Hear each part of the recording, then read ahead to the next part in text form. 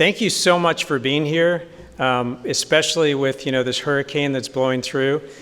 Quick story, the first time we were going to do this event was 2 years ago, and we had also then about 120 people signed up, and then we had a snowstorm, so we couldn't hold the event. So we're thrilled that we are able to hold this event despite the hurricane, and very much appreciate you guys taking the time out of your schedule to be here. My name is Michael Luchs. I'm on the faculty here. I'm the head of marketing area director of the UCrop Studio for Innovation, and more importantly, I'm the faculty advisor for Tribe Innovation, which is probably my favorite part of my job. So I wanted to do a couple things just to get us kicked off here. First, I wanted to acknowledge the amazing work of Tribe Innovation. This event was conceived by, planned by, managed by, is being run by students. And this is William & Mary at its best. Students doing things that they enjoy that help them develop as people and help them in their career development as well. So that's terrific. In particular, I wanted to call out a couple people who have been instrumental in this. Rohit Vadodaria, he's a graduate of our business program from this past spring. He's now in our Masters of Business Analytics, has been tireless working through the summer to recruit panelists and to structure and organize this event. Anna Hoskins, who is sitting next to him, is the president of Tribe Innovation. She's a marketing major and an innovation and entrepreneurship minor. Could the two of you please, I'm going to embarrass you, just go ahead and stand, and can we just thank them for their work? And also just to thank Tribe Innovation, you'll see them in the white shirts, and thank you guys, and you've all been really important in the planning and also today during the event as well. The second thing that I wanted to do is I have the honor of introducing our Dean, Todd Mooradian. Dean Mooradian is a longtime member of the Tribe. He came to William & Mary, I believe, in 1992? 90. So, okay. So he's been here for about 30 years, though, right? Something roundabouts there. We'll call it 30 because that's what I wrote down. But so, and he left us about 5 years ago. He's recruited by the University of Louisville, but we're thrilled to have him back here now as our dean. Dean Mooradian has been a champion of innovation. He is a huge, huge advocate of all of our students, and I'm very happy to have him here to welcome us and kick us off today. Dean Mooradian. Thanks. So, as I came in, I heard the story about February of 2020, snowstorm. March of 2020, we were supposed to do this. Other things came up. And now here we are, and there's a hurricane skirting the coast. And I think things happen for a reason, and this is, as I look out and as I got to meet some of the students as you were walking in, I think this was meant to be an intimate event where you can connect deeply with the panelists who I also met. This is going to be really great. If we can impact the probably, 40 people in the room deeply, and we won't worry about that the rain kept the casual folks away. And so I was really amazed at meeting the students who drove this and put this together. We just gave them a round of applause, but this is amazing. As Michael pointed out, although it caused me some concern about his math skills, I came here 30 years ago in 1990, or 32 years ago, right? So I wasn't a math major either. But when I came here and obviously I'd been preparing for a career in business academics for 10 years before that as an MBA candidate and then a doctoral student, there was a paradigm that you could say this was the MBA paradigm, the way of thinking about the world. Highly analytical, empirical. We borrowed a lot from statistics and the social sciences, and it looked like a certain way of thinking. And we kind of put the things that we knew drove a crucial part of business success into a black box that you just can't explain. How does creativity happen? How do we solve big problems that new information comes in all the time, and there's no deadline and there's no optimization function. You're not sure what you're trying to optimize, and then it changes halfway through. We didn't deal with wicked problems. We dealt with formulas for net present value at the back of chapters. You know, do the odd set tonight, and the professor will do the even set tomorrow, and you'll know how to compute net present value. And we didn't deal with creative problem solving. We just thought that was a special kind of genius that you couldn't teach, and some people had it and some people didn't. And so we didn't replace those analytical tools, although machines have replaced a lot of the necessity of teaching narrow and ephemeral tools. But those didn't go away, and they're still vitally important. But we realized that you can bring rigor and systematic processes to solving the wicked problems of the world and to create creativity, to finding creative solutions. And so we augmented our business paradigm with paradigms from the arts and sciences and from other disciplines. I remember at one point we had a course being taught in this building with the theater department and a marketing professor talking about how creative processes out of the humanities could affect business leadership. So I would say that what we've done is kind of filled out, augmented, and maybe we've completed the circle of paradigms that apply to business, and maybe there's more that we're going to discover.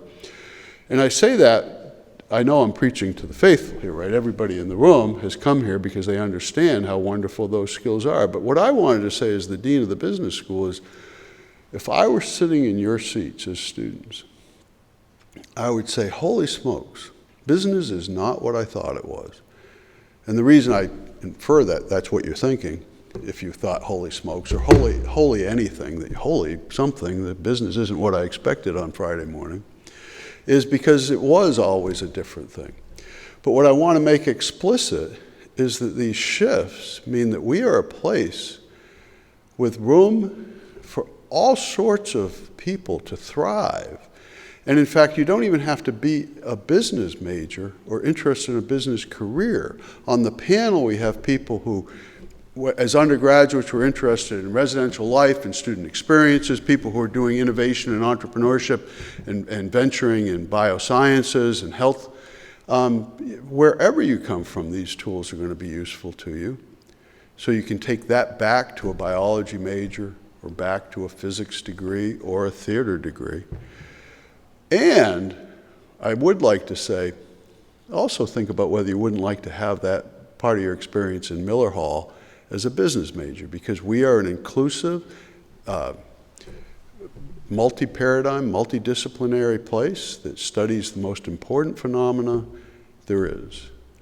The most important phenomenon there is. If I say it's business, then the arts and sciences faculty are going to write letters to the flat hat saying the dean thinks that business is the most important thing. But if we reconstrue business a little bit, it's organizing human activities to change the world and accomplish something. So if you take accounting, say, oh my Lord, accounting, pluses and minuses and T accounts. Do they still do T accounts?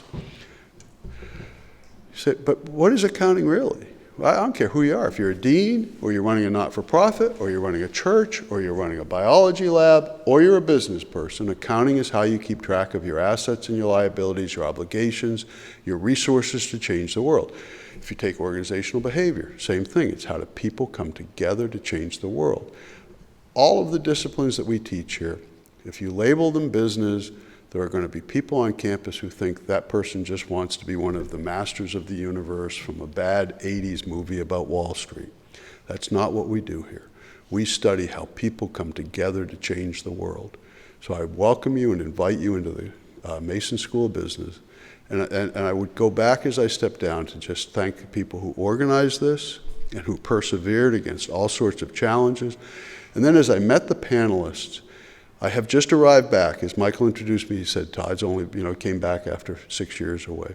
Holy smokes, the kinds of people that come here to join with our students in thinking about the future. I really appreciate each of you being here and helping us do this for our students. This is how we change the world. Thank you very much.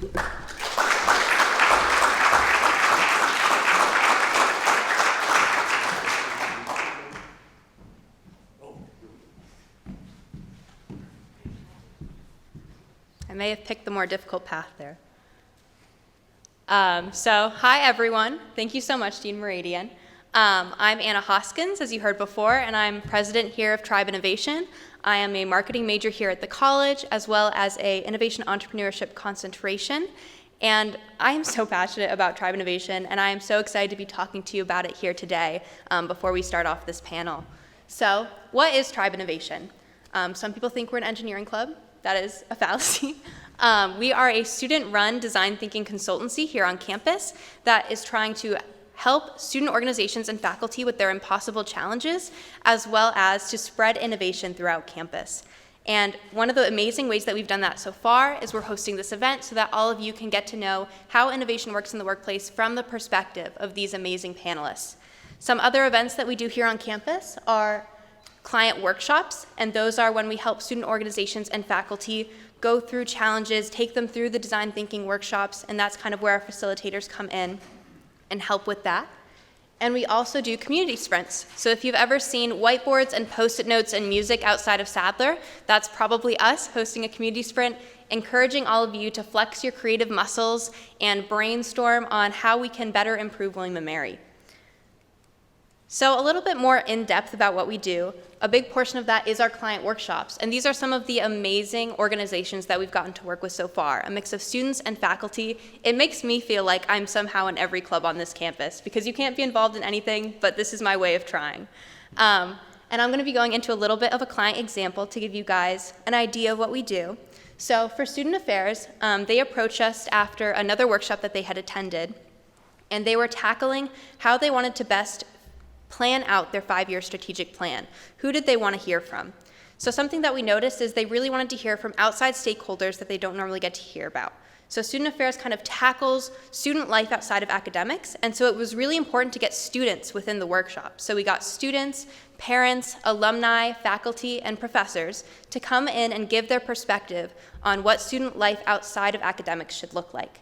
And we were able to design this design thinking workshop, and that educated their 5-year strategic plan that is now in action this year.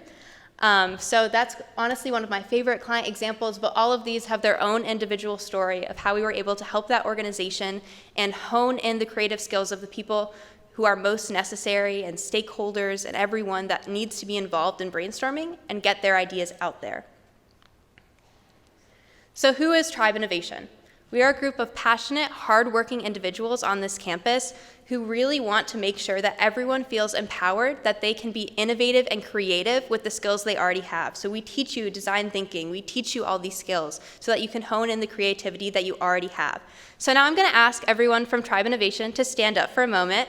They're the people in the white shirts, and I want to give them a quick round of applause because they've been doing an amazing job this year.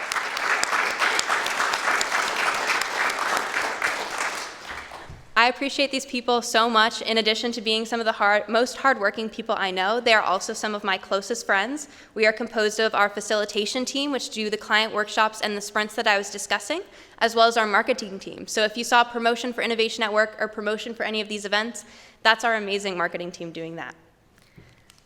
So lastly, I'm going to tell you how you can get involved. How do you develop these creative skills that we've been talking about and that we're going to be talking about more on this panel? So first off, you can join our team. If any of this sounds interesting to you, we recruit at the end of each semester, and we strongly encourage you to apply and see if this is something that you'd be interested in getting super involved in. Second, we encourage you to come to our events. So you're already at one right now. You're off to a great start. We also have, again, client workshops slated for all of October, as well as community sprints outside of Sadler. So again, please come out to those if this event has been interesting to you thus far. And you can scan the QR code if you want any more information. And it's also all our socials and how to get in contact with us are on the back of the pamphlets at all of your seats. And lastly, we strongly encourage you guys to sign up for the Innovation Entrepreneurship minor. I know I offhandedly took an Innovation Entrepreneurship class, and it is one of the best decisions I've made here at William & Mary. It is now my concentration, and it has been some really amazing classes that I've been able to take here. So I strongly encourage, whether you pursue the minor or not, take Intro to Innovation Entrepreneurship. It is open to anyone. You do not have to be in the B School. I strongly recommend. Anyways, that's the end of my Tribe Innovation spiel. Thank you guys so much for listening. Now I'm going to ask Jordan, our moderator, and the panelists to come up. So Jordan is a senior here at the college. She's also our Chief Quality Officer and studies finance as well as history here at the college. She's going to be taking you guys through the panel. And she is also one of my closest friends. I convinced her to join sophomore year, and we've only grown closer since then, and I could not think of anyone better to lead this panel. Thank you so much, Jordan.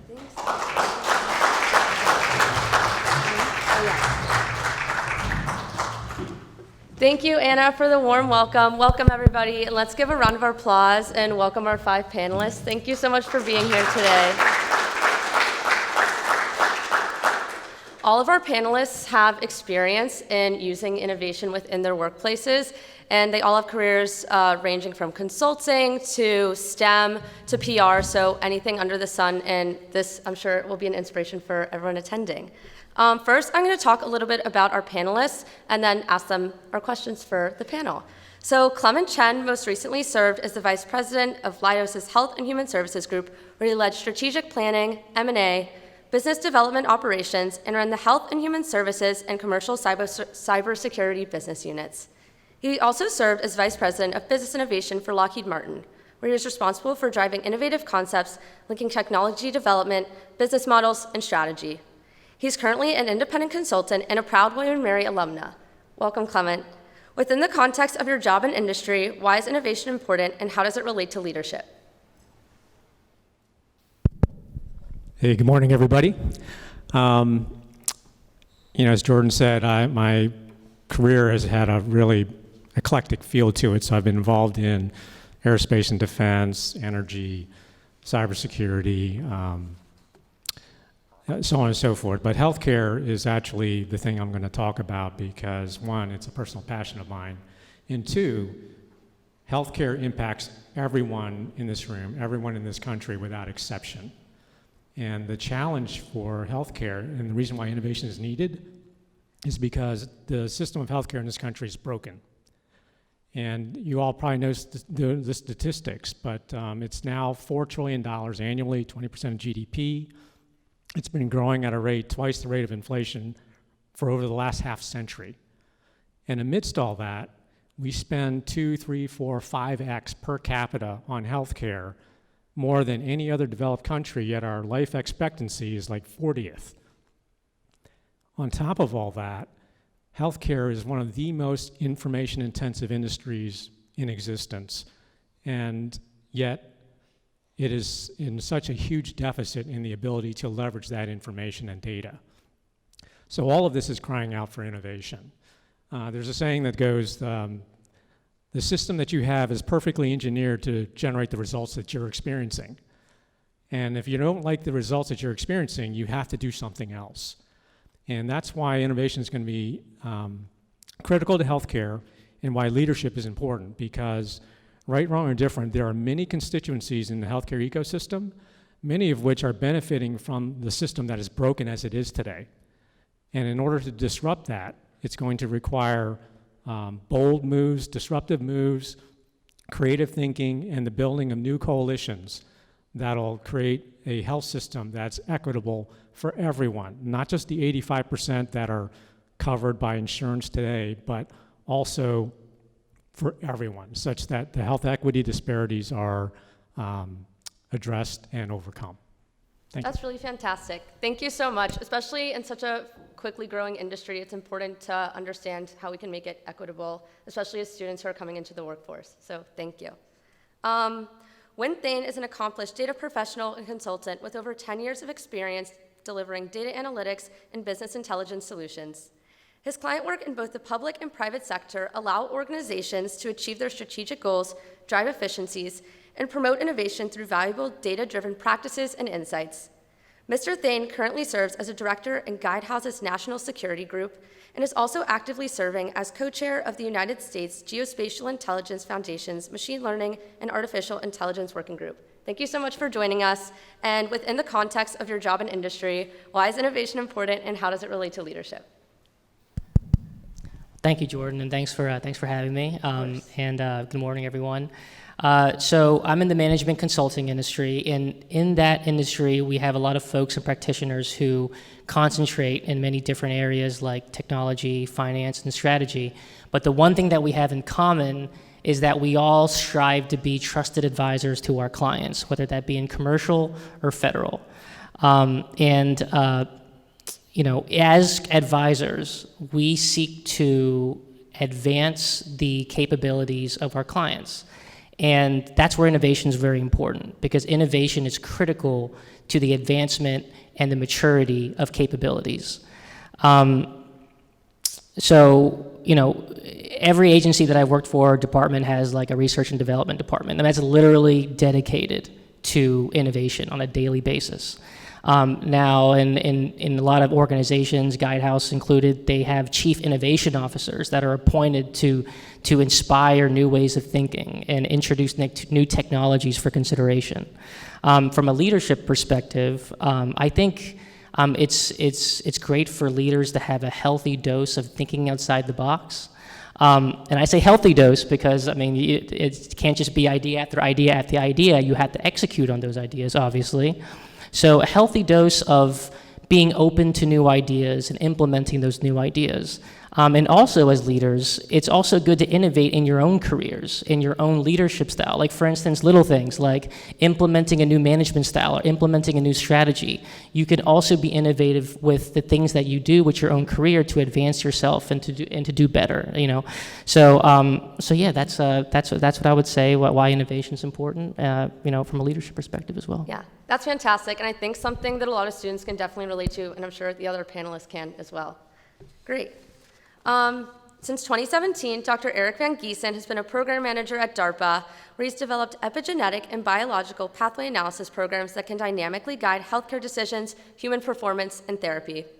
He has spent a significant part of his time at DARPA working to commercialize the technology from his programs, which has led to more than $100 million in commercial and private investment in DARPA technologies.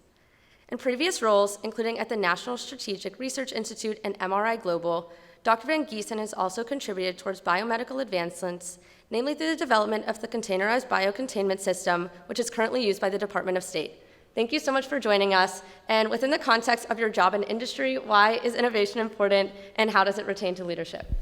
Yeah, again, thank you very much for inviting me to this. I'll put it in a little bit of a different context. Where I work and where I've worked for many years in previous jobs, innovation was directly related to our survival as a nation, and I don't put that lightly. Where DARPA sits in the ecosystem of our country is that it develops technologies that literally keep us from being overcome by our enemies or being overcome by unseen threats. I'll give you 3 examples. Example number 1, Moderna. In 2011, I worked with another program manager at DARPA. I wasn't at DARPA at the time, but I worked with another program manager who met with a group of 3 individuals who were literally working out of their garage. They were MIT researchers and grad students. And they had developed the capability to develop vaccines and antibodies from DNA and RNA. They focused on RNA eventually. That formed Moderna. The innovator at the time was a friend of mine who was a program manager at DARPA named Dan Wattendorf. He made that bet on Moderna in 2013 against the recommendations of people from places like NIH and other parts of the government. And because he made that bet, we had the Moderna vaccine available to us during the pandemic. So that was an example of where you had to be innovative before the threat even existed. And it saved literally millions, probably more than we can expect, lives, because we took that innovative risk. And his leadership enabled him to do it. And it went all the way up to the White House. There were some very heroic people back in 2011, 2012, who found funding that wasn't even available within DARPA to allow for investments in places like Moderna. So that's one example of where survival depended upon innovation at the very beginning. Another example I'll give is related to the technology that DARPA developed back in the 70s called you know it as night vision goggles, right? At the time, it was really taking compounds like gallium arsenide and other really complex materials and enabling them to be coated on glass so that you could actually pick up low light events. That capability gave our special operations community an advantage over terrorists that provided really an existential threat through the 90s and early 2000s. So that was another example of where the technology that was being developed in the 70s and was looked upon as something that was really esoteric ultimately led to a capability that protected the United States. And then the third example I'll give you is the internet. In 1969, and we have a diagram, I wish I could show you the slide. You can go on the website for DARPA if you want to. In 1969, there's a group of individuals. Vince Cerf is probably the most famous individual, who was a person at DARPA who thought of something where you could connect researchers from different universities. So they had University of Chicago, they had Caltech, and they had a few other universities linked up on this wired network where they could share data. And at the time, they were actually building stealth technology on the internet in 1970, right? So they thought of it in 69, they got it going in 1970, and it became what is now known as the internet. I can't imagine how many people have survived and benefited from the existence of the internet. It has literally changed the existence of our nation and of our world. So where I come from, innovation is about survival, and it's about keeping our world safe, but it requires a special kind of leadership.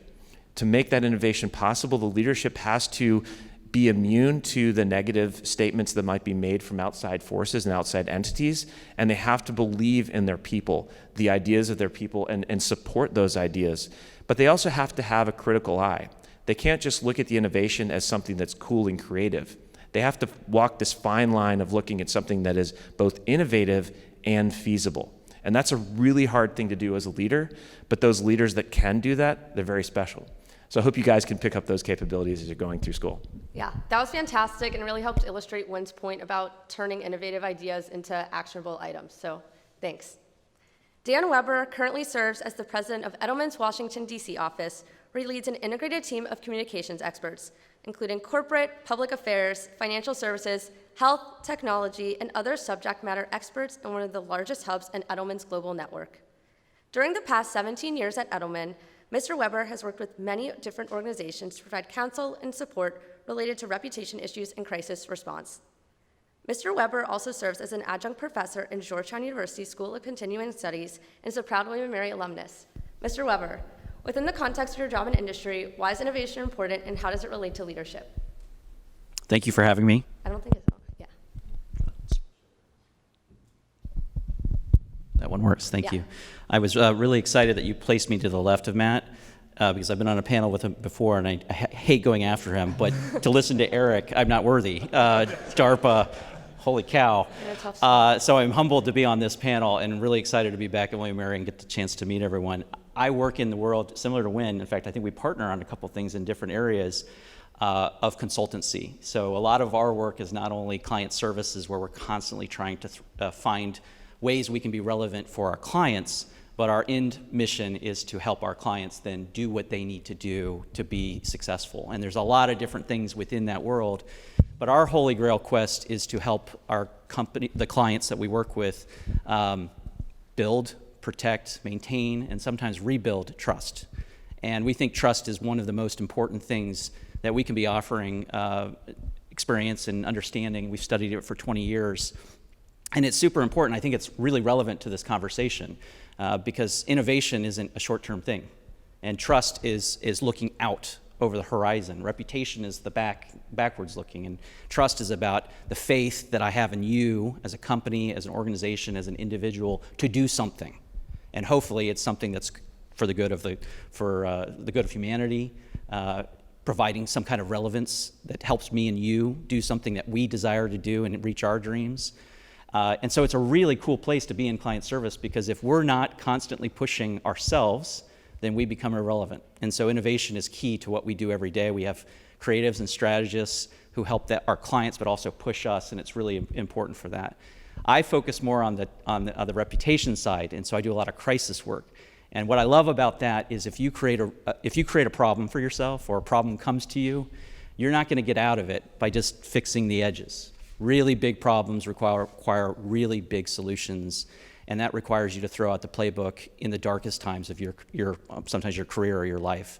And that's a really fun place to be. That's the wrong word, I think, but it's a really cool place to be, helping clients think about how are they going to change themselves so that they can get out of those situations. Yeah, that's really great, and especially coming up with innovative ways to differentiate yourself in such a client-oriented role, sure, is really important too. So thank you. Matt Williams is a clinical professor of marketing at William & Mary's Raymond A. Mason School of Business and serves as a managing partner at Brand Federation, a consultancy focused on brand strategy, user experience, and more. Prior to joining Brand Federation in 2019, Mr. Williams was CEO of the Martin Agency, one of the world's most recognized advertising agencies. Over his 26-year career at Martin, he helped the agency become the 25th largest in the US and manage brand strategy development for world-class brands like Geico, Oreo, UPS, and Walmart. Mr. Williams has also been integral to the development of the Mason School's first online Masters in Marketing and is a proud William & Mary alumnus. Mr. Williams, within the context of your job and industry, why is innovation important and how does it relate to leadership?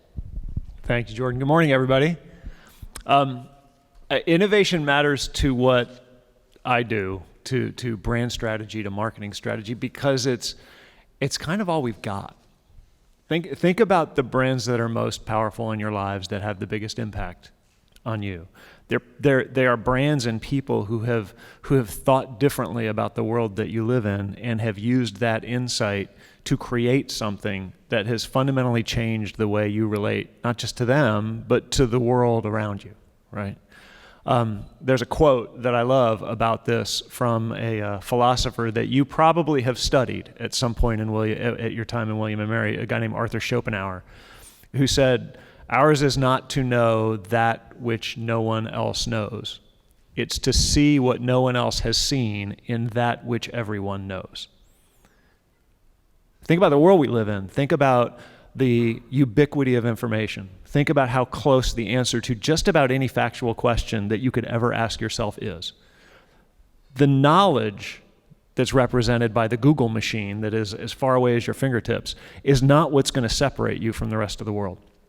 What's going to separate you from the rest of the world is doing what Schopenhauer told us to do. It's not knowing what no one else knows. Everyone can know just about everything. It's seeing what no one else has seen in that which everyone knows. It's about insights into the human condition, insights into the way we relate to each other, insights into the relationships between the brands that surround us in our lives and us. That's what brand marketing is about. And that's what makes it fun and interesting. It's that constant kind of mining for insights and then acting on those insights in a way that brings innovation into the world, right? In a way that manifests innovation for what I think it is, which is practical, iterative creativity, right? Creative thinking that comes to life in the world and that is constantly being optimized and constantly changing. It's all we've got in the marketing business. And that's why I love doing it. That's fantastic. I know we have a couple marketing majors in the audience, so I'm sure that's really insightful as well. Now we're going to move on to our next question, which is also for all the panelists. So how did you learn to be innovative and how to promote innovation within your organization? We're going to start with you, Dr. Van Gieson.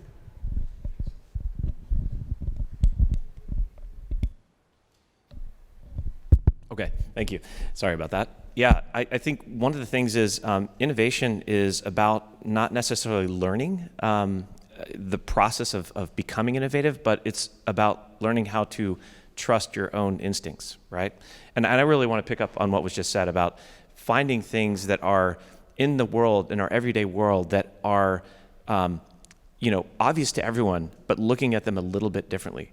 And that's what's great about our country, is that we are full of people from all different walks of life, all different origins, nationally and religiously and ethnically.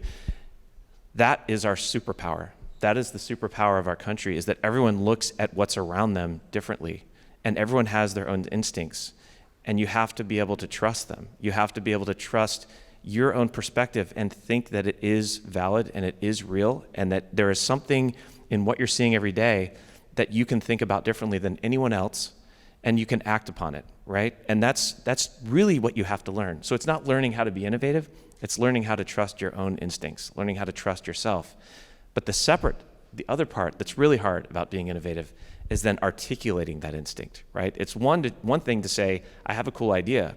It's another thing to be able to articulate the instinct and articulate the idea effectively to people who do not believe in what you're thinking, right? And that is very much a learned and difficult process. The way that I think you can most effectively do that, and I was talking to the students here who are organizing this event, and I was asking if you guys have pitch competitions, and you do. And that is one great environment in which you can start to hone that skill. That is a skill that you will be honing for the rest of your life. I am still learning how to do it. I'm not saying I'm good at it, but I am telling you right now that as soon as you build on that instinct and then learn how to articulate that instinct, you will be able to become perceived as an innovator. But I think we all are innovative. That's inherently what we are. It's just a matter of acting on it. Yeah, I think taking those little bets on yourself is really important. So thank you for sharing. Mr. Weber? So I want to make sure I had the question. Yeah, I can say it again. Yeah, please, Yeah, thank you. of course. How did you learn how to be innovative and how to promote innovation within your organization? I think that tell a little bit of a story, I guess. Getting into agency world in consultancies it's tough. I think breaking through in the first job in many different industries is tough, but particularly advertising agencies and PR agencies, it's a hot ticket. A lot of people want that sort of job. And I came to it as an intern, a 26-year-old intern. I was probably the oldest intern they ever had. I didn't know anything. And I accepted the internship because I was just super excited. I was so interested. And it offered a little bit of money, which I needed because I was living on a couch somewhere. And very quickly what I found out, building off of a lot of what Matt and Eric had said, is that so much of what we were doing at that time was helping our clients build on ideas that they already knew about. But what I found was, as an intern, the one thing I had that no one else had was time. It's funny because in an agency environment, that's what we trade. We charge our clients our time. And so our most senior consultants had no time ever. But as an intern, I had nothing. I had no responsibilities. That's that's what I could offer. And so I started to apply something called the 5% rule in my mind. I'm sure someone's written a book about that, or some other concepts, 10% rule. But I would take every task that I got and I would add a 5% period of time on top of it to try and apply it to the next step, because I knew that my bosses would come into a brainstorm or go to a pitch and they hadn't thought about the next step. They just didn't have the time to do that. And so that's what I did, and I've applied it to my kids too. We will talk about the importance of doing a little bit extra and what it looks like. And it's fun because my son Jack, who's 10, will see something now when we're out that's like exceptional, and he'll go, "Dad, 5%." And I'm like, "Yeah." And I think that that's really where innovation starts to come from. Our founder of Edelman, Dan Edelman, who founded the company 70 years ago in Chicago, I only had a chance to meet him once. He helped us establish a number of principles and values, and one of those is the importance of being constantly curious. And the way he explained it, the one time I got to meet him, was it's not just about like devouring information and newspapers, which he pushed us to do. It's about looking for dots that people don't even recognize, as you're saying, and then connecting them and then being able to apply them. And that's where the 5% rule came in a lot for me, was I was able to do that. And that's what I push now for people in our office and within our company is, okay, this is a really great pitch. Let's all throw it away and turn it into one page. Let's throw it away and see what we need to do to convince their boss in 30 seconds. What's the stump speech? And you practice it in elevators. How do you explain this in 30 seconds to someone who just came from a meeting that may have been the toughest meeting of their life, and you only have 5 minutes with them? And I think that's a really powerful piece to this. And I encourage everyone to do it, because innovation isn't reserved for one or two. It's for all of us. And I love it. You can be the leader in your industry or your organization by giving yourself a little bit more of that 5% time. So that's just a couple thoughts on that. Yeah, that's really great. I'm sure that 5% rule is really applicable to all students, especially in schoolwork or internships, or even just like a professor that they're interacting with on their day-to-day. So thank you for that. Mr. Williams? There's a very famous and very creative ad agency, perhaps the most creative in the world right now, called Wieden & Kennedy, and their headquarters are in Portland, Oregon. And when you walk into their headquarters, on the wall, the first thing you see is a giant mural that says "Fail Harder." And it's a really interesting reminder at this place that lives and dies based on the creativity of his ideas, that to be innovative, you have to give yourself permission to fail, and you have to be in a place that allows you to do that. So there's an internal perspective on it and an external perspective, which is you have to expect it of yourself. you have to be willing to take some chances. You have to be willing to go out on some limbs, which is something that I learned a little later in my career. I wish I'd learned it earlier. It requires you to take some risks and to make yourself vulnerable and to express ideas that haven't been expressed before and to have ideas other people haven't had. That's a scary moment in your life, especially when you're 25 years old or a 26-year-old intern. That's a scary thing, but you have to be able to do it. And you have to have the courage to do it. So it takes some courage inside you. It also takes the people who manage and create the environment in which you work. They have to have the courage to allow you to do that. And companies are terrible at this. Managers are terrible at this. And to make that happen, we have to unlearn a lot of the skills that we learn in management school. So find an environment that will allow you to fail harder. That, combined with the courage inside you to take those chances, is going to make you more innovative. And it's a muscle that's going to build over time. You're going to get better at it. And you're going to have a hell of a lot more fun doing it. Yeah, that's really valuable, especially reminds me of the old saying, if you aren't failing, you aren't trying. So I'm sure a lot of students can relate to that and use it, especially in their extracurriculars. That's really important. Mr. Chen? Yeah, I think the question was, how did I become more innovative and how do we promote that in the organization? I would say all of us, without exception, are born to be innovative. I mean, even as little children, you're born to explore the universe of the possibility spaces. But then life beats it out of you. And actually, as Michael said last night at dinner, sometimes our education system does the same thing. And what ends up happening is there's a duality between doing things right versus doing the right things. Too many of our educational experiences, our professional experiences, whatever, is all about doing things right, not about doing the right things. You need both. You need standardization, you need normative optimization, et cetera, to allow innovation to flourish. But it must be in balance. And so I would say that for me personally, how I think there's a nature and nurture aspect of it. There's a nature part of all of us. Nurture is a matter of technique. But all of us, I guess Michael is also not only an engineer, but he's also has a psych background, so I'll probably have to see you for some therapy. I grew up in a tiger parenting household. And for those of you who are of Asian extraction, you know exactly what that is. It's all about compliance, doing things right. And unfortunately, or fortunately, I was born with the non-compliance gene. So basically, I'm always fighting the power, whether or not there's something to fight about or not. So innovation actually became somewhat reflexive. But the reality of it is we're all immigrants from our past. We're always trying to recreate the environment that we grew up in. So I naturally gravitated toward monolithic institutions, whether it was the military service, large companies, or serving the government clients. And what it does is the intrapreneurial aspect of innovation is different than the entrepreneurial. There's a different set of skills, a different set of disciplines, different set of thought models that need to be internalized. And then secondly, you have to recognize all innovation necessarily involves change. And change is something that does not come naturally to most people, and many people are fearful of it. So in order to promote it within your organizations, EQ, emotional intelligence, is so central, particularly empathy, particularly understanding the perspectives of all the stakeholders in the ecosystem that your innovation is going to impact in intended and in unintended ways. Yeah, that's great. Thinking of innovative ways to include other perspectives is even just a great way to challenge your own ideas and thought process. So thanks. Wynn?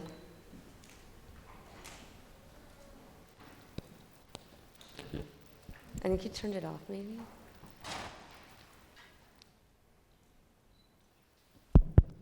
There. This one work? All right. Thank you.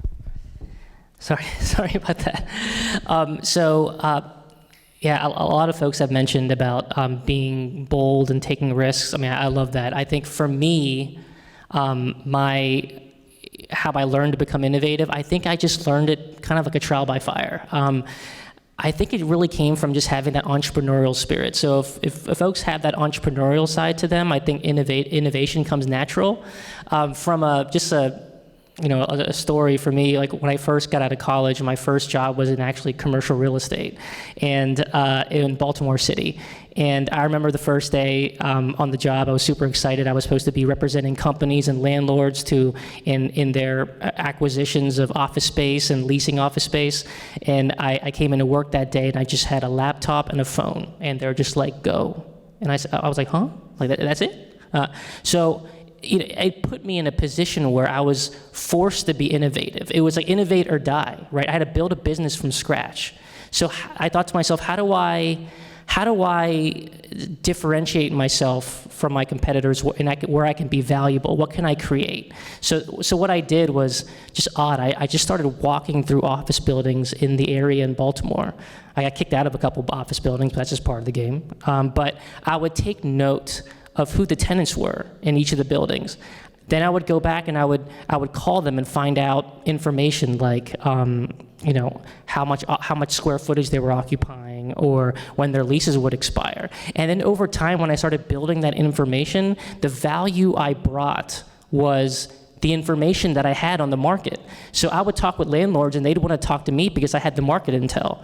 Other brokers wanted to bring me into their deals because of the intel that I had. So was having and gathering all that market intel, was that novel or unique? It wasn't, but around the circle, the people that I was with, it was value that I brought from an idea that just wasn't generated yet in that circle.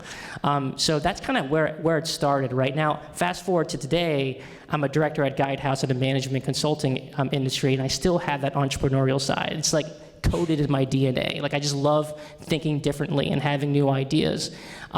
I'm part of the Innovation Council at Guidehouse, and one of the initiatives that I started was, this is a handful, the National Security Artificial Intelligence and Machine Learning Solutions Development Effort. I really should have came up with the acronym for that, but I didn't. But what we're doing is we're interviewing leaders across Guidehouse, and we're looking to identify innovative machine learning techniques that could advance the capabilities of our customers. And it was a big hit. We had so many ideas, dozens of ideas come in, but we picked the top 3. And with the top 3, we're working with data scientists and solutions architects to build those solutions out, to demo to those clients, to demonstrate the art of the possible. And I'd be lying if I'd say that it's all about, I'd be lying if I say it was, not about, showing those to clients and generates a little bit of business for Guidehouse. But, from an organizational standpoint, from a Guidehouse perspective, it provided leadership a new way of thinking of how to engage and collaborate with customers. For data scientists and solutions architects, it was a way for them to contribute to the firm more than just of their current engagement or their project.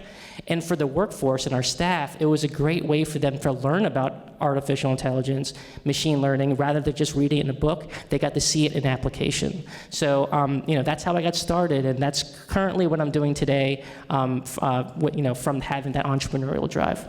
Right, that's great. A lot of times in Tribe Innovation, we think of reframing a problem, so I definitely saw that in your answer. Great. We'll move on to our next question. What specific skills should all students who are interested in innovation-related careers try to develop while they're still in college? We'll start with you, Mr. Williams. There's a thing that I've found that the most innovative people I've ever worked with are really good at, better than I am. And I've come to call it component thinking. And the idea is, can you take a situation, can you take a current reality and break it into its parts and understand how the parts of that reality relate to each other? And then can you move those components around to make them relate to each other more effectively? And if you're good at that, you're good at breaking it into pieces, breaking the situation into pieces, but you're also good at making connections between those components that haven't been seen before. I used to tell people at the agency that I worked in that the most interesting things are not in front of you, they're actually off to the sides. So look laterally when you're faced with a problem. That's where the most interesting solutions are. The most interesting solutions aren't in doing the things that have always been done. They're in seeing those components and relating them to each other differently so that you can look laterally and connect them differently. That's where the most interesting solutions lie. The other thing you have to I think be good at is you have to be humble enough to know that you might be wrong, and the way you're seeing this thing might be seen differently and might be better in another way. So you have to be able to step back from your biases and your preconceptions and look at them as objectively as you can. And if you can do that, you can see connections and see possibilities that other people haven't seen and that you haven't seen before. And that's the coolest feeling in the world. That's discovery every day. Every day you're discovering something if you can look at the world that way. And it makes business a heck of a lot of fun. That's fantastic. Mr. Weber? A couple thoughts on this, and I love this question because it's you have the real chance to do this now. I would say, is IT still a thing here? Improvisational theater? Is that still a club? Oh, yes. Or actually, is it? Used to be. They would just do improv, and I would say if you can take an improv class, it would be a huge add to helping you become more innovative, in my opinion. We bring improv theater into our workplace at least once a year, and not force, but get voluntold to go through it as a workshop. And it's incredible because it forces you to think differently and on the fly about your situation, and be able to then, more importantly, not just do it on your own, but build off of your team. And I think a lot of times we look at innovation as an individual sport, and I think it's completely opposite. It's so much a team sport, whether it be the handoff of this is as far as I could take it, and I know that I'm done with it, and I'm going to hand it over, and you're going to make it better, or collectively doing things like you're already doing in the back of the room. This is something we have to keep in mind. I think we glorify individual innovation when really it's a team sport. We got to get the best out of each other. So that's one thing to think about. Another thing is I would encourage people to take a class like in the art space where you are failing constantly in your exploration of doing something that looks good, that feels good, is passion. You may be good at art, so maybe this isn't the right thing, but for me, it forced me to fail. It forced me to feel uncomfortable and to build. And I think one of the art skills that I really like doing is building on other people's art, because I think that also sets you up for something really interesting. And the last thought I would say is, if you could take a course where you study people, whether it be psychology, sociology, something in that realm, to understand why people think the way they do, how they think about it, different personas, motivations. I think, I'm obviously in the business of helping convert some of the innovation that great people like you do, and how you pitch that to others. But it's so important to understand why people think the way they do, so that you can then provide a solution to what they're doing. So take an improv class, do something that's artistic, that gets you out of your normal comfort level and allows you to fail, and then think about how you study people, because a lot of the innovation that we do is directly benefiting people. That's great. William & Mary actually has like an embedded required arts credit, so I think that really helps that. So everyone take your arts credit if you haven't already. Dr. Van Gieson? I just want to do a quick show of hands. When you guys have gone through school, like think all the way back to like kindergarten, how many times have you gotten credit for getting the wrong answer? Raise your hand. Okay, yeah, we're old, so we don't count. Okay, kind of, yeah, okay. So that's one of the most important things in learning how to develop yourself in terms of innovation and also learning as you're an undergrad and as you get into your career. It's interesting that he raised his hand. He's been, all of us have been outside of the academic world. One of the first lessons we learn is that you need to actually get some wrong answers. You need to learn from those wrong answers so that you can develop. And I have a really good friend who's a faculty member in the chemistry department at Harvard.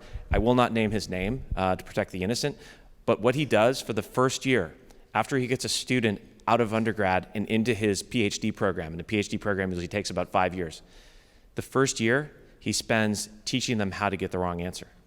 It's so important. If you learn how to get the wrong answer, the number of lessons you learn, the number of potential steps you can make forward is way more than if you got the right answer. And so I know that sounds antithetical to all you guys because you're trying to get an A. You're trying to get an A so you can get to the next class or get into the business school or get a job after after college.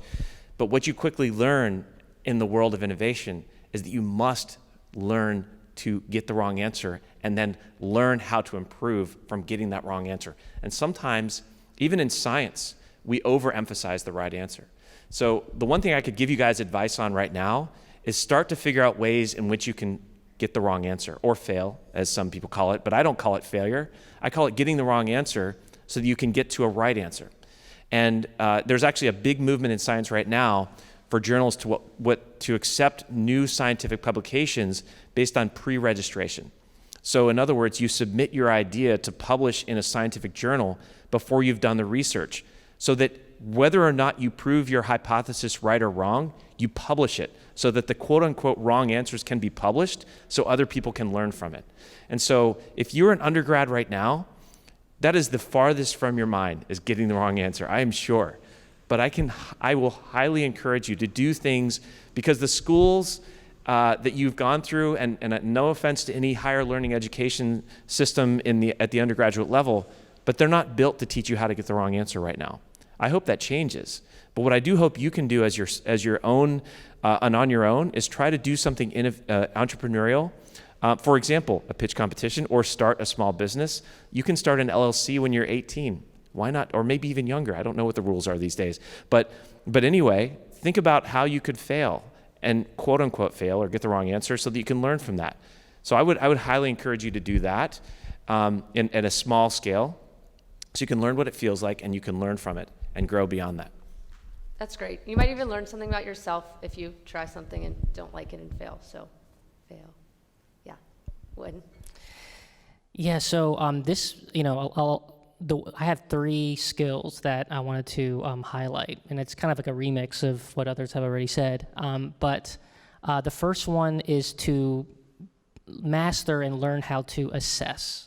And I know it's pretty simple, just assess, but we all know how to read the room, and we all know how to research to strengthen our understanding of a situation. But I mean like next level assessment. So what do I mean by that, and why is that important? But the reason it's important is because innovation has the potential for drastic and significant change. That can be a good thing. It can be a bad thing, but we're going to focus on the good things, positive vibes here. It has the potential to cause significant and drastic change. So with that in mind, we really need to pay attention to the landscape. Who are the stakeholders? Who's the organizations? Who's the stakeholders? What organizations will it affect? If it affects one organization or group of people, if it benefits them, does it come at the cost of another? And speaking of cost, is there a cost? Do a cost-benefit analysis, a SWOT analysis, pros and cons. Doing that homework will make you that much more effective as someone who's implementing innovation. And the second skill is change management. As I said before,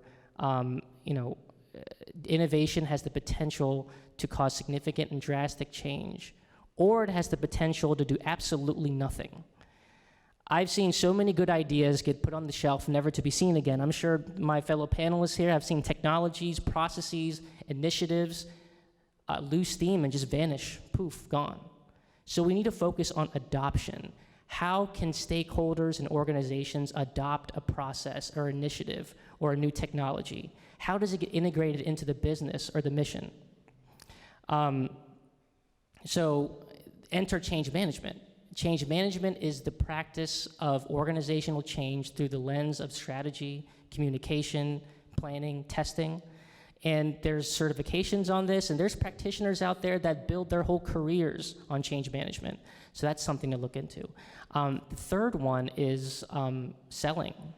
Selling, sales. I mean, sometimes those words have a bad rap, but there's a book that changed my perspective on selling. It's by Daniel Pink. It's called The Sell is Human. And it paints selling in a different light. So instead of just, pushing consumers to buy a product or a service, think of it as convincing or influencing people to make an exchange, or simply just make a change.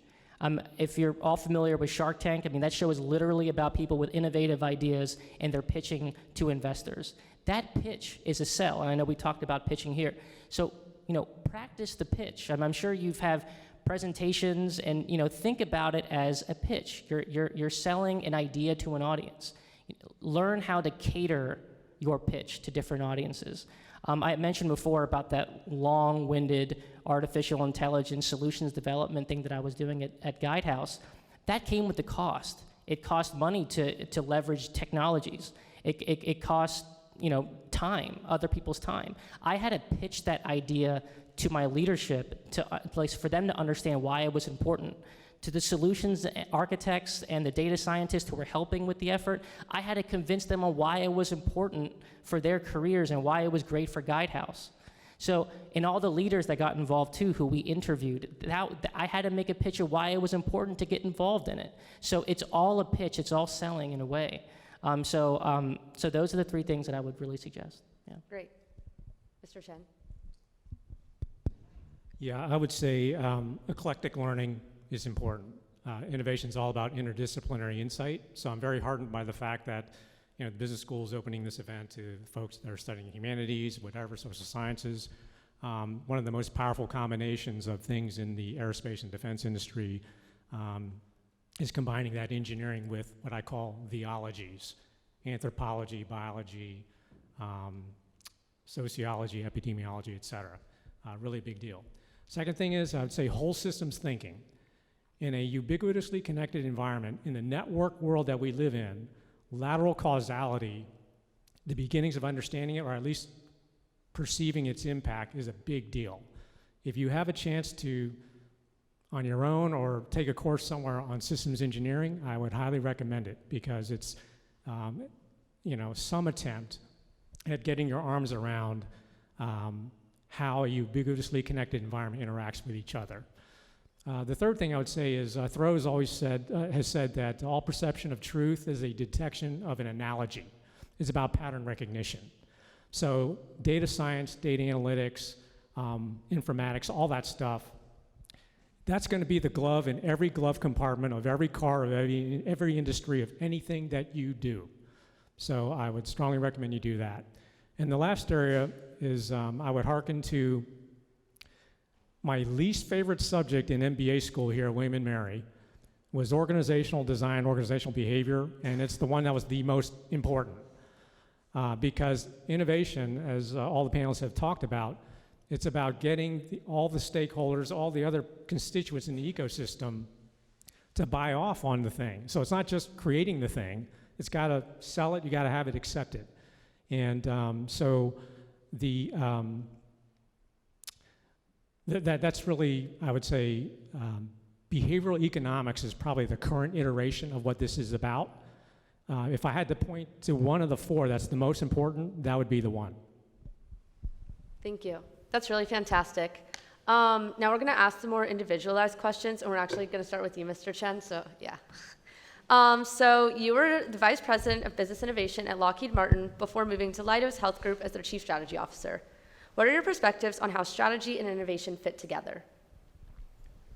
Yeah, so I would say strategy and innovation are inextricably linked, and they're interdependent in surprising ways. At the most basic level, if you think of strategy as where to play, how to win, it's the backplane against which innovation can be properly expressed in its value. But that's not really true, because you need innovation even in the crafting of the strategy. So it's recursive, it's self-referential. So you effectively have, if any of you all seen the movie Interstellar, think of it as the fourth and fifth dimensions interacting with the third. That's what you're talking about in terms of strategy and innovation. The second thing is coevolution of multiple threads is really central in the linkage between the two. When I was the Lockheed Martin head of business innovation, I was dealing with, frankly, a very hidebound, technology-centric culture. But if you were to bring forward an innovation, you had to co-evolve the technology with the strategy, with the business models, with the policy, with the mission operations, and all the functional support. It's inherently a prebiotic soup, experimental kind of relationship. And then the last thing I would say, and I think Matt actually touched on it, and I want to expound upon it further because it may not be obvious. strategy and innovation may not actually be the starting point for anything. There's a linkage between the two, or perhaps more importantly, there's a canvas against which those two exist that is more primary than those two elements. And I call that first principles or meta-level insight. And this, I think, is really important because, let me give you an example. When I was the head of business innovation at Lockheed, when I actually formulated the role, in Lockheed, they were always suffering from an inferiority complex against Northrop Grumman because they didn't have strong radar products. So finally they said, hey, Clement, we can finally now figure out what is my radar strategy. The problem is, when I formulate the question, what is my radar strategy, I am 99.999% certain the answer is going to involve radar. That's the problem. If you formulate the problem where the answer is already inherent in the problem statement, you've probably missed the opportunity for innovation. And there are so many other things, this meta-level insight, this first principle, that's important, especially in healthcare. I mean, here's another one. Nobody wants more healthcare. With all the arm waving that's going on in healthcare, what the statement I just made sounds kind of ridiculous, but it's actually true. Nobody in this room wants more healthcare. Everybody wants more health and wellness, and if they can get it without interacting with the healthcare system, that is even better. That alters the direction in which you're going to train your innovation. If you get that first principle wrong, you're just going to, and you're a great innovator, you're just going to get to a crappy answer more effectively. And that's not the way innovation works. And then the last example I'll give you in healthcare is big data. Everybody's talking about big data.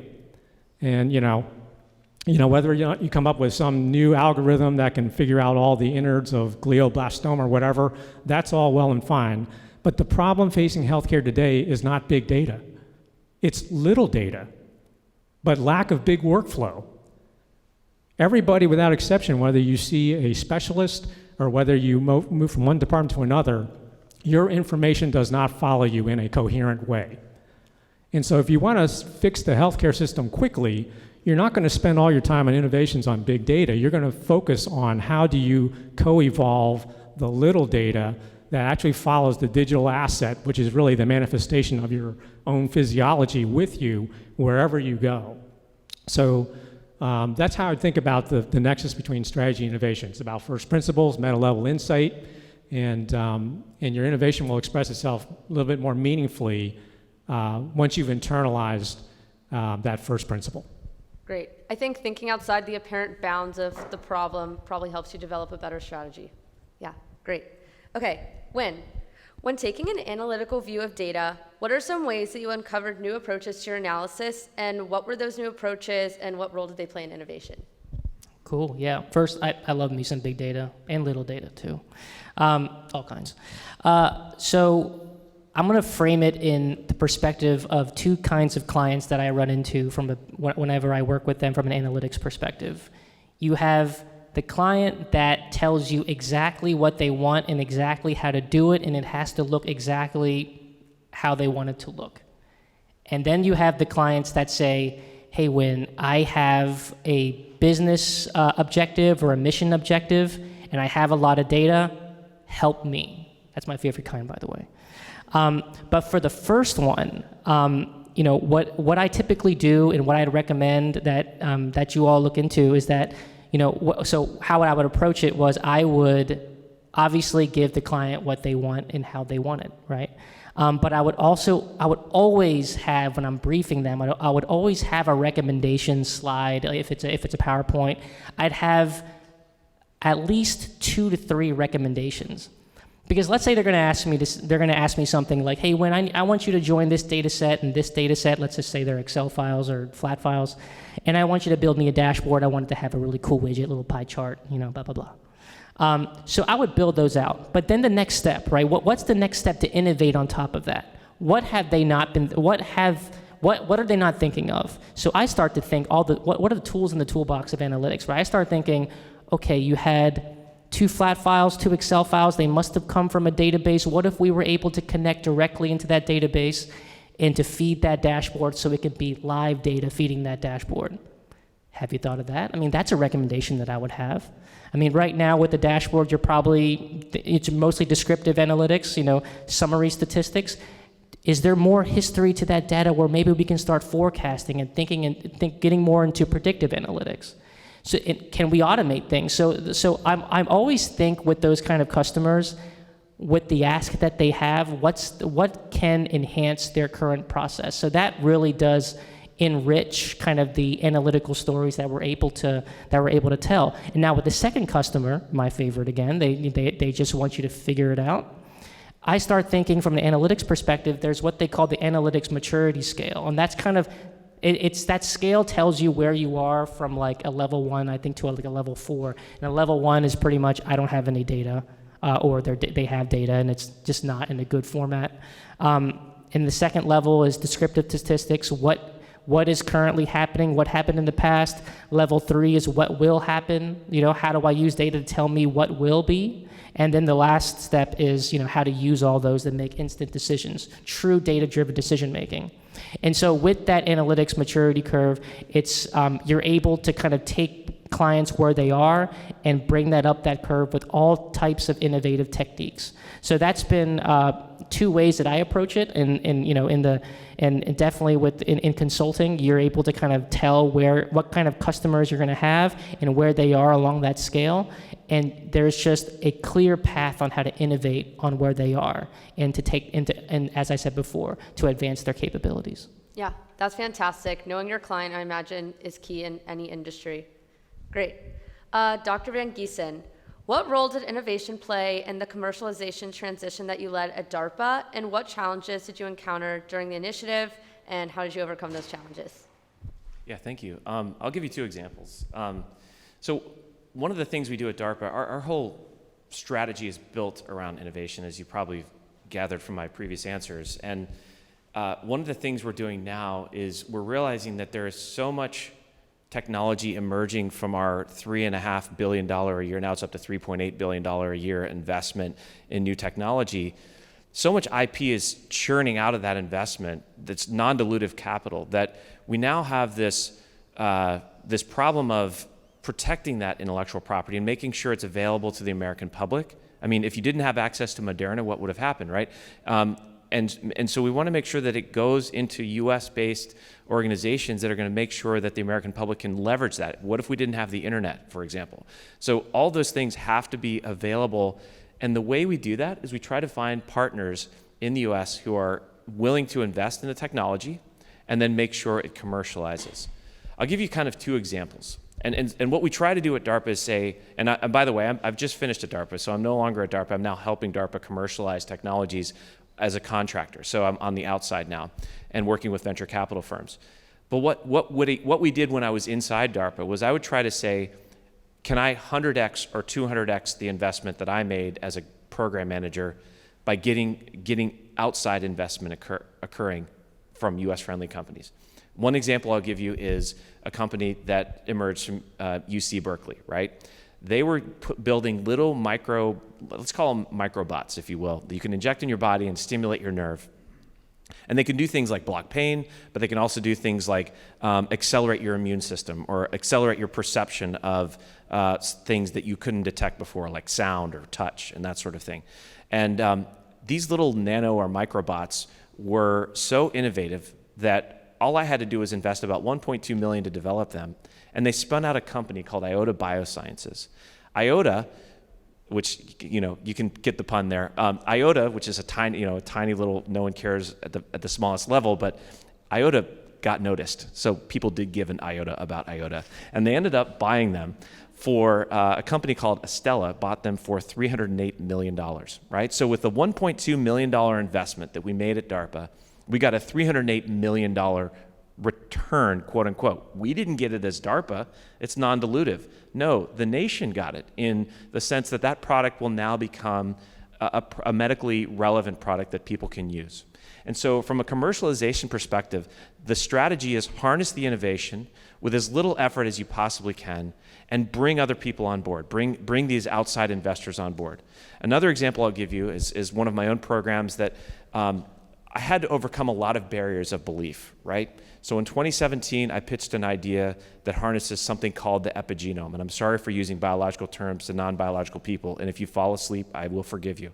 But the idea is that we harness this thing called the epigenome, which in traditional biology, everyone looks at the epigenome, at least they used to, as before about 2017. They used to look at it as, oh, that's this really complicated thing to measure, and it doesn't really say anything. Really what's important is the genome. And if you ask the people who sequenced the human genome in the 90s, they will say it's all about the genome. Well, the genome is kind of like a library, all right? And we only, as a human, we only use about 10% of our genome at any given time. The epigenome decides what 10% you use. So for example, if you look at an Arctic hare, it turns brown in the spring and the summer, it turns white in the winter. That's its epigenome deciding what part of the genome to use to make it adapt to its environment. But it also turns out that the epigenome is like a black box data recorder. It's like when an airplane crashes, you pull out its black box data recorder and you figure out what went wrong. We have our own internal black box data recorder. It's called the epigenome. And I had to fight years, decades, really hundreds of years of biology and all the researchers telling me this wasn't going to work. I had to fight against them and convince them that the epigenome had something useful. Fast forward to now. Okay, a company called Illumina in 2021 just bought a company called Grail for $7 billion, okay? Grail used the epigenome to diagnose 43 different kinds of cancer in people who didn't have cancer yet, or at least detectable cancer yet. My own technology that I developed used the epigenome to predict how sick someone would get months before they got sick from things like COVID, other types of diseases, and be able to even detect these things days before you could see that on conventional tests, right? So now the epigenome is being used commercially to predict onset of things like diabetes, cancer, heart disease, months before it's going to happen. 5 years ago, that would have been impossible to conceive. But what we've now done is been able to work with commercial entities like Illumina, LabCorp, and others to take an idea that was seen as really ridiculous and impossible and make it into a commercial success. So in other words, by having it now become commercially viable, it has become available to the rest of the world, right? It wasn't just a cool idea that we could publish in Science and Nature and sell and get a lot of accolades and win Nobel Prizes. Our goal now at DARPA, and now that I'm outside of DARPA and helping DARPA, is to make sure that the ideas get legs and become commercially viable. That's great. I'm sure there's a huge market for that, like everyone in the world. So, Mr. Weber, Edelman has a recent emphasis on urging clients to address social issues within their businesses. What innovative tactics have you used to ensure clients understand the importance of addressing social issues, and which unconventional approaches have you seen applied by companies to respond to social issues? Yeah, it's a great question. It's very timely. Earlier on, I mentioned our focus on trust as an organization and our study of trust. And over 20 years, we've found 4 key takeaways. One is that there's an expectation by people like you and me that businesses have a role in stepping up and being a leader within society, that they need to be solving societal problems in a way that reflects their mission. But the key piece is that it reflects their mission. The second is that they need to demonstrate tangible process and progress tangible progress over time. We get so focused on short-term earnings in our shareholder kind of environment that sometimes we lose sight of really where we're trying to go with our ambition and mission, which leads to we need to focus on long-term, but we obsess over the short-term, which is we have to think about that. And the fourth key takeaway is that we need to be providing credible information. There's incredible amounts of disinformation and misinformation, which is eroding our trust in the major institutions. Business is the one that's still around and being trusted, mostly. Government, there's a lot of distrust. The media, there's a lot of distrust. Nonprofit organizations, there's more trust there, but there's not as much ability to get things done as quickly as we want them to get done. So that's where business really steps in, and I really appreciated Dean Mooradian's thoughts on that early on. But I find when you talk about social and societal issues, what we're talking about is things like the tragic murder of George Floyd and racial justice or injustice. We're talking about the Dobbs Supreme Court ruling. Things, we can go on and on and on, things that business usually said that's not for us to engage. In fact, I remember when I was a student here, in my finance class, the professor stood up and said, I was asked, what's the purpose of business? And I was, to serve a community, and that's wrong, it's to make profit. And I said, well, come on. If you don't serve a community, then you're not going to turn a profit. And then if you kill your community, you're not going to make a profit that's long term. You're going to phase out. And so a lot of what we've seen over the last 2 or 3 years has put this sort of thought really in a fast forward motion.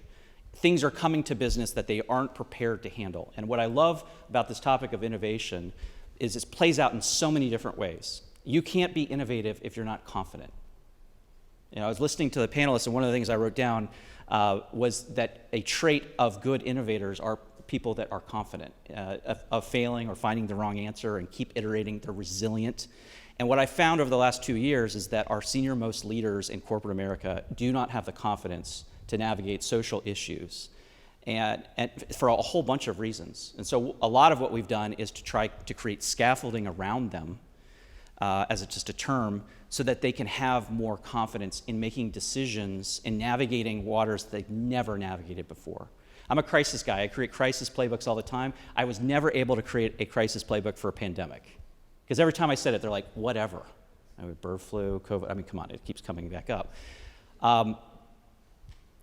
So we now create playbooks built off of scaffolding. And at the very beginning of every one of these playbooks is our values as a company or an organization.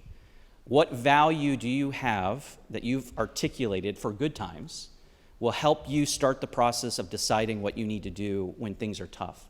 And then it goes through a series of other things, like what do your stakeholders expect of you, internal, external.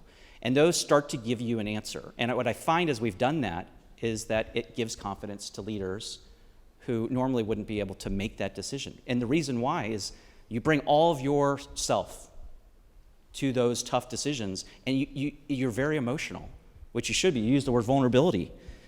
And it's very difficult to then be very focused on coming up with a solution when there's no solutions around you. But then you start to see your peers come up with solutions, your peer organizations. Well, Nike's going to be saying something. Well, that's not us. BlackRock says something. Well, that's definitely not us. They're very out front. What's reflective of our values, our culture? What are our internal stakeholders? And that has been just a privilege to be part of. It's very challenging, but I think that scaffolding piece is an important piece. And I think so around these innovation conversations, you have to have a process. You have to have scaffolding to able to at least give you the confidence to then go into that process. One company that I think everyone probably has been looking at recently is Patagonia, who is taken their mission to an extreme point that I've never seen done before. And I love it because it's tied directly to their values. And if you have been a long-term customer of them, you're like, that's exactly what they should do. And if you're a shareholder of them, you're same boat. That's exactly what they should be doing. So I think that's a big piece to this is what's your quest to building confidence to failure? And I think that's been a big part of my life. I grew up in an Air Force family where we moved every 10 months to 2 years. And every time I moved to a new community, I was failing.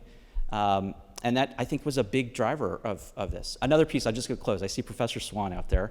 I was part of his international business case study team to Canada. We took 3rd place. I'd never done anything like that before.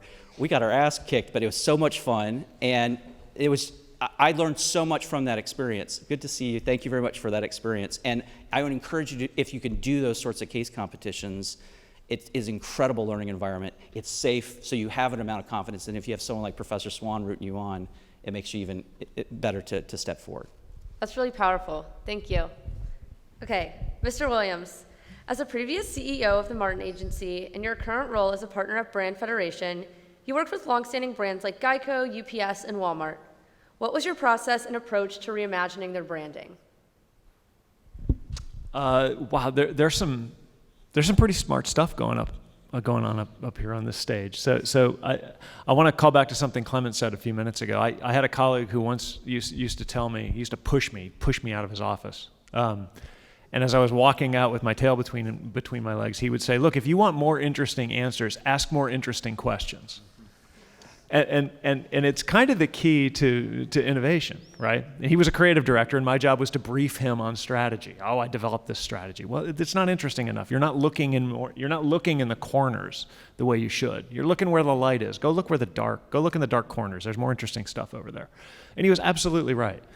So this idea of being able to step back and assess situations in ways that other people haven't seen them, and then be able to translate that assessment into more interesting questions, is where you start with that process, right? The fact of the matter, sad as it is that 99.9% of advertising in the world is bad. It's crap. It's cultural pollution, right? It makes things worse. And we kind of lived our lives in the advertising business and now in the brand strategy business in a way that says, look, let's not do that. Let's look to be the 0.1% who can actually not just help build business, but help contribute to the culture that our brands operate in. How do we do that? It'll go back to what Dan talked about. It'll go back to understanding not just the differentiation of the product and whether it gets clothes cleaner or whatever it does, but understanding the values of the company that it represents. How does this product manifest the values of this company? And what does this brand mean? Not what does the product do, but what does this brand mean? And when you can find meaning and you can articulate that meaning in a way that gets people's attention in a way they haven't had it wrested from them before, then you're into something really interesting, because you're not just selling things. We have to sell things. That's what marketing does. We sell things. But you also want to sell them in a way that reflects the best of the company you represent. And in reflecting back on you, reflects the fact that you spend 12 hours a day, 6 days a week working on this project, and you're proud of it. You feel good about it. You feel good about the thing you're putting into the world, and you owe that to yourself. So the process, there is a process, and it goes through, understanding the environment and assessing the situation, the way we've talked about, but assessing it from an angle that is much more multidimensional than traditional marketing might have been, which was, okay, what's the unique selling proposition of this product? I need to know that, but it's not sufficient anymore. I now need to know the values that it represents, and I need to be able to articulate those values in a way that haven't been articulated before. And you can have a much bigger impact on the world if you do that.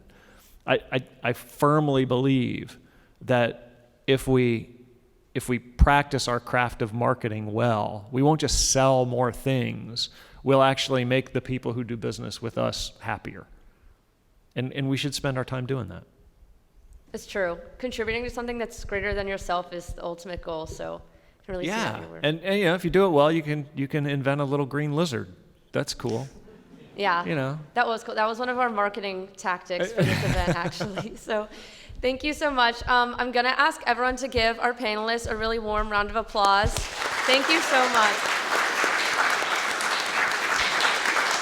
Yeah. Really appreciate you, coming down to Williamsburg and really crafting insightful experiences that our students would relate to, especially that are like innovative insights into careers that are seemingly traditional. So thank you so much. It's really been an inspiration to have you all here.